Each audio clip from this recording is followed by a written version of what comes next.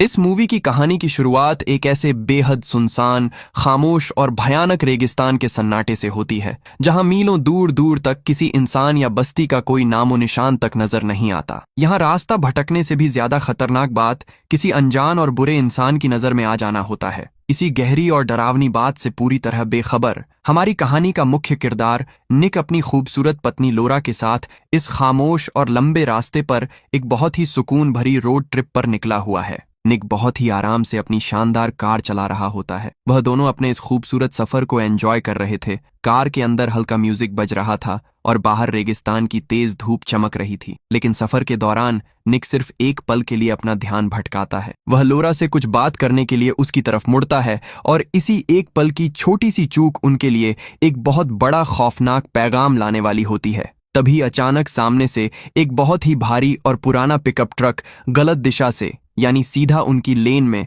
बहुत तेजी से चला आ रहा होता है। निक के पसीने छूट जाते हैं, उसकी धड़कन बहुत तेज हो जाती है और वह अपनी जान बचाने के लिए फौरन अपनी कार का स्टीयरिंग झटके से एक तरफ घुमाता है। उसकी फुर्ती और किस्मत की वजह से उनकी कार एक बहुत ही बड़ी टक्कर से बिल्कुल बाल बाल बच जाती है। वह पिकअप ट्रक ब्रेक मारते हुए वहीं सड़क पर रुक जाता है। निक की सांसें तेज चल रही होती हैं, लेकिन क्योंकि कोई हादसा नहीं हुआ था, इसलिए निक बिना कोई फालतू झगड़ा किए अपनी कार को बहुत ही शांति से आगे बढ़ा लेता है।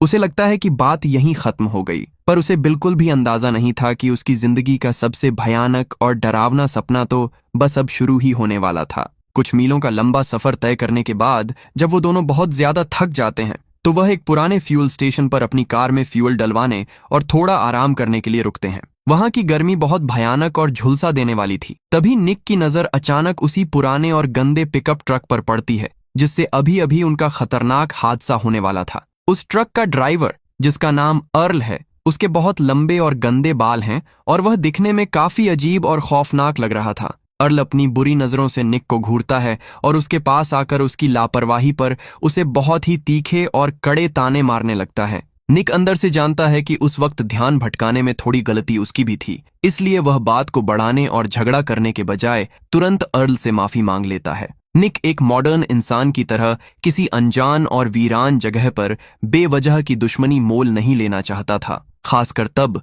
जब उसकी पत्नी उसके साथ हो। अर्ल भी अजीब सी हंसी हंसते हुए वहां से चला जाता है। इसके बाद निक और लोरा वहां से राहत की सांस लेकर अपनी कार में बैठकर निकल जाते हैं। लेकिन उनका बुरा वक्त एक काली परछाई की तरह उनके पीछे पीछे चल रहा था। अभी वह उस फ्यूल स्टेशन से कुछ ही मील दूर आगे गए होंगे कि अचानक उनकी कार का इंजन अजीब सी आवाज करने लगता है और पूरी तरह बंद हो जाता है। कार बीच सड़क पर झटके से रुक जाती है। गर्मी बहुत ज्यादा थी और कार का एसी भी बंद हो चुका था। निक तुरंत अपना फोन निकालता है ताकि वह किसी मैकेनिक या पुलिस को कॉल कर सके, लेकिन इस सुनसान इलाके में मोबाइल का नेटवर्क बिल्कुल भी नहीं होता। फोन की स्क्रीन पर नो नेटवर्क लिखा आ रहा था। इंसान के वो हाथ और उंगलियां जो लाखों सालों के एवोल्यूशन के बाद आज स्मार्टफोन्स की स्क्रीन पर बहुत तेजी से स्वाइप करना सीख गए हैं, वो आज इस तपते हुए रेगिस्तान में कुछ भी नहीं कर पा रहे थे। उनकी इतनी महंगी कार बस लोहे का एक बेजान डिब्बा बन चुकी थी। ये इस बात का सबसे बड़ा सबूत था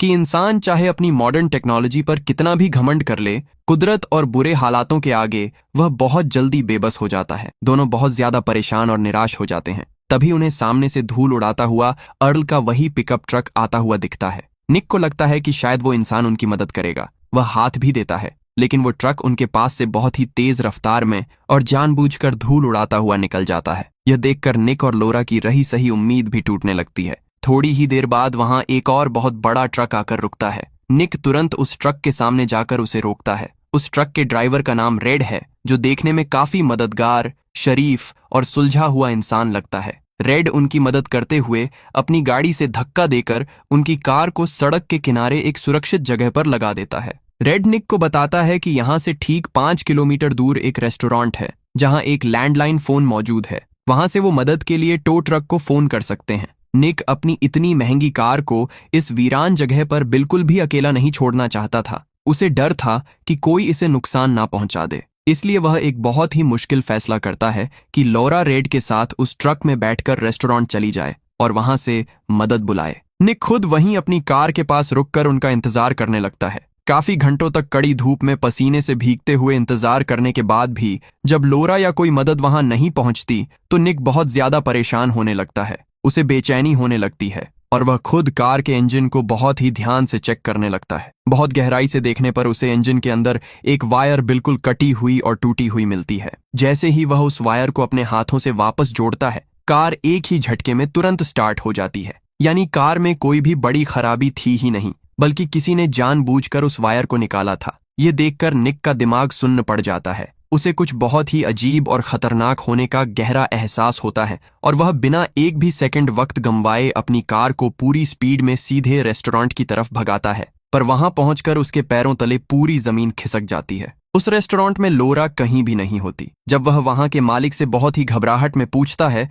तो वह मालिक साफ साफ कह देता है कि उसने लोरा जैसी किसी भी महिला को या किसी भी ट्रक को यहां आते हुए नहीं देखा। निक को अब बहुत गहरा एहसास हो जाता है कि यह मामला उसकी सोच से कहीं ज्यादा खौफनाक और बड़ा है। वह तुरंत बिना समय बर्बाद किए 20 किलोमीटर दूर अगले छोटे टाउन की तरफ अपनी कार भगाता है। रास्ते में उसे दूर से रेड का वही बड़ा ट्रक नजर आता है। निक तेजी से अपनी कार को उसके आगे लगाकर उसे अचानक ब्रेक मारने और रुकने पर मजबूर कर देता है। निक भागकर रेड के पास जाता है, लेकिन जब निक लोरा के बारे में पूछता है तो रेड बहुत ही शातिर और शांत तरीके से मुकर जाता है और साफ झूठ बोलता है कि उसने किसी को भी लिफ्ट दी ही नहीं। वह तो निक को पहचानता तक नहीं है। तभी किस्मत से वहां एक पुलिस ऑफिसर की गाड़ी गश्त करते हुए गुजरती है। निक तुरंत उस ऑफिसर को रोककर उसे बहुत ही हड़बड़ाहट में सारी बात बताता है। ऑफिसर उस ट्रक की बहुत ही अच्छी तरह तलाशी लेता है, पीछे का हिस्सा भी चेक करता है, पर वहां अंदर लोरा का कोई भी नामो निशान नहीं मिलता। रेड बहुत ही सफाई से कहता है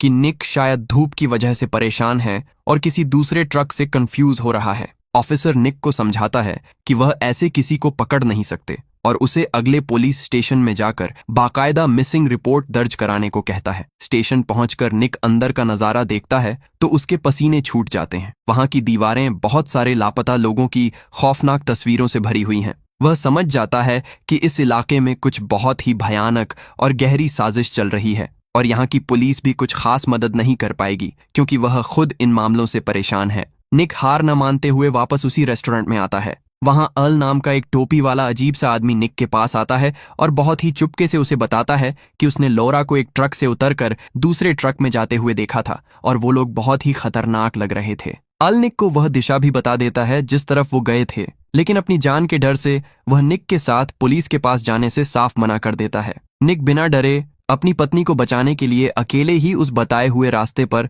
अपनी कार से निकल पड़ता है। कुछ दूर जाने पर उसे रास्ता पत्थरों से बंद मिलता है। तभी अचानक अर्ल अपने पिकअप ट्रक से तेजी से आकर निक का रास्ता बहुत ही बुरी तरह रोक लेता है और अपने हाथों में एक बहुत ही खतरनाक हथियार लेकर उसकी तरफ मारने के इरादे से बढ़ने लगता है। अपनी जान बचाने के लिए निक अपनी कार को बहुत तेजी से रिवर्स गियर में डालता है और पीछे भगाता है। इसके बाद सड़क पर एक बहुत ही भयानक चेस शुरू होती है। निक के अंदर का वो पुराना आदिम फाइट और फ्लाइट रिस्पॉन्स जाग उठता है। जो कभी आदिमानवों को जंगली जानवरों से बचाता था, वही पुराना इंसानी डर और बचने की जिद्द आज निक को ड्राइव कर रही थी। निक अपनी जान बचाते हुए अपनी गाड़ी भगाता है और एक नदी के ऊंचे और खतरनाक किनारे पर पहुंच जाता है। जब उसे बचने का कोई भी रास्ता नजर नहीं आता और अर्ल बिल्कुल पास आ जाता है तो वह एक बहुत ही बड़ा फैसला लेता है और अपनी कार को सीधे नदी की खड़ी ढलान से नीचे पानी में कुदा देता है। कार बहुत ही भयानक तरीके से पानी में गिरकर बड़े पत्थरों के बीच बुरी तरह अटक जाती है। निक तुरंत बिना समय गंवाए पानी में छलांग लगाता है और पानी के बहुत तेज बहाव के सहारे उन खतरनाक लोगों की नजरों से बचकर वहां से काफी दूर निकल जाता है। नदी के किनारे पर आकर निक छुपकर झाड़ियों में से देखता है कि वो लोग उसकी महंगी कार को पानी से बाहर निकाल रहे हैं, लेकिन तभी पीछे से वही टोपी वाला आदमी अल निक पर एक बहुत ही जोरदार वार कर देता है। जब निक को होश आता है तो उसे बहुत गहरा सदमा लगता है कि अल भी असल में उन्हीं बुरे लोगों का एक खास और शातिर साथी है जिसने उसे फंसाने के लिए झूठी कहानी बताई थी। अब वो लोग निक को पकड़ लेते हैं और उससे कहते हैं कि लोरा ने उन्हें बताया है कि तुम्हारे बैंक अकाउंट में काफी पैसे जमा हैं। अपनी पत्नी की जान किसी भी तरह बचाने के लिए निक भी इस झूठ में शामिल हो जाता है। जब वो लोग उससे पक्की रकम पूछते हैं तो निक का दिमाग बहुत तेजी से काम करता है। उसे याद आता है कि सफर में लोरा ने एक स्टोर में $90,000 का एक प्रमोशनल इनाम देखा था और मजाक में कहा था निक तुरंत पूरे $90,000 बोल देता है। यह सुनकर वो लोग पूरी तरह यकीन कर लेते हैं, क्योंकि लोरा ने भी यही रकम बताई थी। यही निक को एक और खौफनाक सच पता चलता है कि जिस रेड पर उसने बहुत भरोसा किया था, असल में वही इस पूरे खतरनाक गैंग का बहुत ही शातिर बॉस है, और उसी ने फ्यूल स्टेशन पर उसकी गाड़ी खराब करवाई थी। रेड निक को बहुत ही कड़ी धमकी देता है कि अगर वह अपनी पत्नी को सही सलामत देखना चाहता है तो उसे बैंक से तुरंत $90,000 लाने होंगे, वरना वह लोरा को हमेशा के लिए गायब कर देंगे। निक बैंक जाता है, पर हकीकत में उसके अकाउंट में सिर्फ कुछ $1,000 ही पड़े होते हैं। वह बहुत ही चालाकी से पैसों की एक मोटी गड्डी बनाता है, जिसमें ऊपर और नीचे असली नोट होते हैं और अंदर सिर्फ सादे कागज भरे होते हैं। बैंक से बाहर निकलते वक्त वह अपनी हिफाजत के लिए एक नुकीली चीज भी बहुत ही चुपके से अपने मोजे में रख लेता है। वह तय की गई सुनसान जगह पर जाकर अर्ल को वह गड्डी देता है। अर्ल बिना ध्यान दिए उसे रख लेता है और निक के हाथ रस्सियों से बांधकर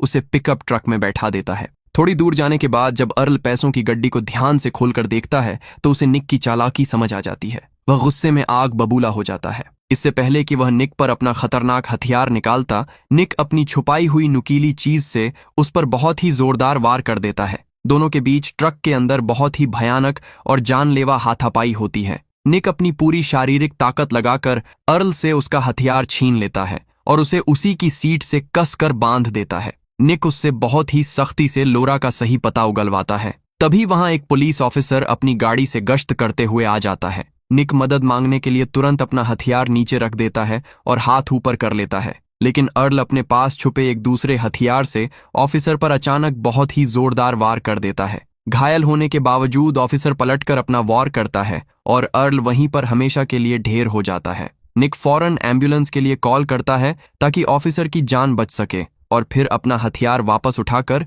रेड की तलाश में निकल पड़ता है। रास्ते में एक सर्विस एरिया में निक को रेड का ट्रक नजर आ जाता है। निक सीधे हमला करने की बजाय बहुत ही चुपचाप और चालाकी से उसके ट्रक के नीचे लटक जाता है। रेड पूरी रात ट्रक चलाकर अपने घर पहुंचता है और फिर सुबह होने पर ट्रक को पास के एक बहुत ही बड़े वेयरहाउस में ले जाता है। निक छुपते छुपाते वेयरहाउस की छत पर चढ़ जाता है। वहां से वह नीचे देखता है कि अल, बिल्ली और रेड मिलकर लोरा को एक खुफिया और अंधेरे तहखाने में बंद कर रहे हैं। तभी लोरा की नजर ऊपर छिपे निक पर पड़ जाती है और उसकी डरी हुई आंखों में एक नई उम्मीद जाग जाती है कि उसका पति उसे बचाने आ गया है। उन लोगों के वहां से बाहर नाश्ता करने जाते ही निक नीचे उतरता है, पर तहखाने का भारी ताला नहीं खुलता। चाबी हासिल करने के लिए निक सीधा रेड के घर में पीछे के रास्ते से चुपचाप घुस जाता है। वह रेड की पत्नी को उसके पति की सारी घिनौनी सच्चाई बता देता है कि वह मासूम लोगों को लूटता है। तभी रेड का छोटा बच्चा एक हथियार लेकर वहां आ जाता है। निक उस बच्चे को बहुत ही प्यार से समझाता है,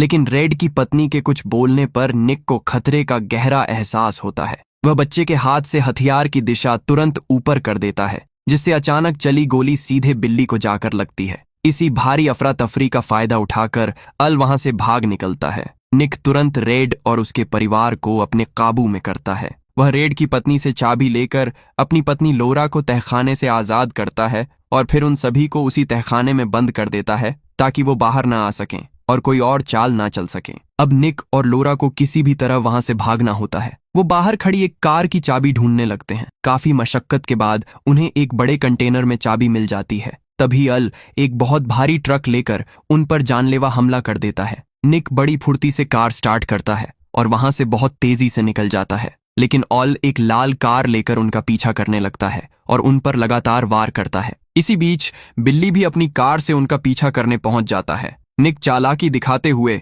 अपनी कार से लाल कार को जोरदार टक्कर मारता है, जिससे लाल कार सड़क से पलटकर पूरी तरह तबाह हो जाती है और अल का खेल हमेशा के लिए खत्म हो जाता है। वहीं बिल्ली भी गलत दिशा से आते हुए एक बड़े कंटेनर से भयंकर तरीके से टकरा जाता है और उसका भी खात्मा हो जाता है। अब अंत में सिर्फ गैंग का बॉस रेड बचता है। वह अपने भारी ट्रक से निक की कार का भयानक पीछा करता है। एक लंबे और ऊंचे पुल पर रेड अपने ट्रक से निक की कार को इतनी जोर से धक्का मारता है कि कार पुल की रेलिंग से बुरी तरह सट जाती है। इसी बीच लोरा का पैर कार के अंदर बहुत बुरी तरह फंस जाता है। निक अपनी जान की परवाह किए बिना सीधे रेड के ट्रक के कैबिन में घुस जाता है। दोनों के बीच वहां जानलेवा और खौफनाक लड़ाई होती है। इसी हाथापाई में ट्रक का संतुलन बिगड़ता है और वह पुल की मजबूत रेलिंग तोड़कर हवा में लटक जाता है। रेड फिसलकर नीचे पत्थरों पर गिरकर बुरी तरह घायल हो जाता है। निक जल्दी से जाकर लोरा को कार से सुरक्षित बाहर निकालता है, नीचे गिरा हुआ रेड दर्द में होने के बावजूद अभी भी जिंदा होता है, लेकिन इस बार लोरा कोई भी कसर नहीं छोड़ना चाहती।